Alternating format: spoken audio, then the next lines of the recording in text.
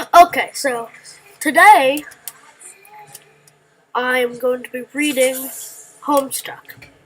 I don't know if this is a game or it's just a comic book, but I do know that it's supposed to be good, I guess. So I'm gonna start to read it now. Okay, so HomeStuck. A young man stands in his bedroom. It just so happens that today was the 13th of April, 2009. This young man's birthday. Though it was 13 years ago he was given life, it is only today he will be given a name. What will the name of this young man be? Zoosmell Poop Lord. Try again. Okay. John Egbert. Okay. Examine the room.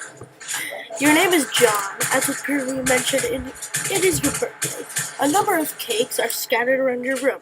You have a variety of interests. You have a passion for really terrible movies. You like to program computers, but you're not very good at it. You have a fondness for paranormal lore, and you are an aspiring amateur magician. You also like to play games sometimes. What will you do? Quickly retrieve arms from drawer. Your arms in your magic chest, Poop Lord. Remove cake from magic chest. Out of sympathy for John's perceived lack of arms, you pick up the cake for him and put it on his bed. John. Quickly retrieve his arms from the magic chest. Okay. I thought he didn't have arms. Okay. You retrieve your fake arms from the chest. You will use these for hilarious antics. You capitulog them in your Silodex. You have no idea what that actually means, though. There are other items in the chest. In here, you keep an array of humorous and mystical artifacts, each one a devastating weapon in the hands of a skilled magician or cunning prankster. You are neither of these. So I have two fake arms, trick handcuffs, party hat, fake sword, 2 magic books, beagle pus glasses, blood pills, and smoke things. Smoke pellets. You capitulog the smoke pellets. You stole the smoke pellets on one of your capitulog cards in your Silodex. You still aren't totally sure what that means, but you're starting to get the hang of the vernacular at least. You have 2 empty capitulog cards remaining. Equip the fake arms. John, equip fake arms. You aren't totally sure if equip is a verb capacitic with the abstract behavior medium in which you dwell, but you give it a try anyway. Unfortunately, you cannot access the fake arms. Their card is underneath the one you just used to capitulog the smoke pellets. You have to use the pellets first in order to access the arms, but this is probably undivisible since you just make your room lousy with smoke. Your Silodex fetch mod US is currently dictated by the logic of a stack data structure. You were never all that great with data structures. You find the concept puzzling and mildly irritating. But with any hope, perhaps you will advance new, more practical fetch modi for your Silodex, and with a little more experience. Examine problem sleuth poster. It is even possible to get any more hard-boiled than that. You really doubt it. This poster was one of your wisest purchases. There's a nice spot on the wall next to it. You've been meaning to hang another poster there soon.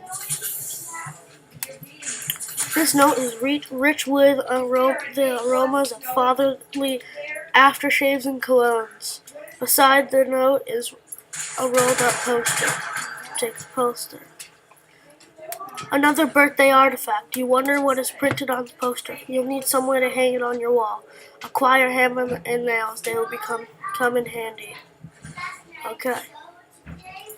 You first place a hammer into your Siladex, but now all your Capitulog cards are full. Oh, poor John. You will wonder what will happen if you try to take the nails. I guess let's try. John, take nails. You Capitulog 4 nails into the top card and push all the artifacts down a card. The fake arms are pushed entirely out of the deck! Oh well, they're probably completely useless anyway. But you probably don't want to do that again unless you want to drop some smoke pellets and suffer the consequences. In any case, you now feel like you have gathered enough things to get you down to business and to do some really important stuff. The next thing you will do will probably be exceptionally meaningful. Squawk like an imbecile and crap on your desk. Squawk like an imbecile and crap on your desk. This is the dumbest idea you've had in weeks. Stupid, stupid, stupid. And yet, the polished surface of your desk, it beckons. Combine the nails and hammer. The hammer and nails are now capitalized on the same card and can be used together.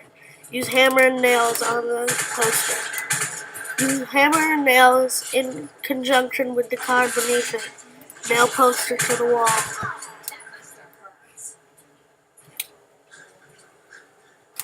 You use the hammer and nails and poster on the blank space on the wall. It's glorious. Exactly what you wanted. The old man really came through this time. Examine Con Air poster. Put the bunny back in the box. I said put the bunny back in the box. Why couldn't you put the bunny back in the box?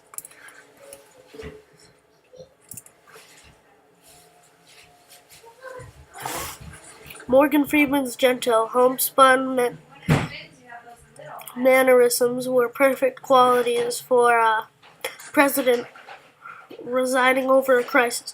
Oceans rise, city fall, hope survives. Hope survives. Wow. Films about impending apocalypse fascinate you. Plus a black president. Now you've seen everything. Examine the calendar.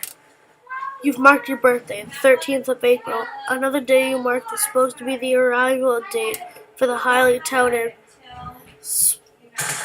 Spurb beta launch.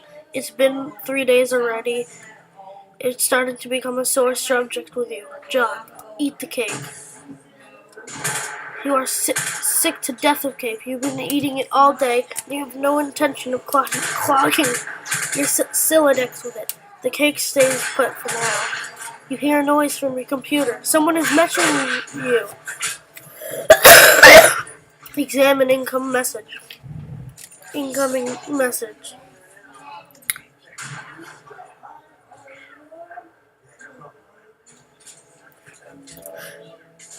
You pull up the computer. This is where you spend most of your time. You decorated your desktop with some rather handsome wallpaper which you made yourself. You are really proud of it.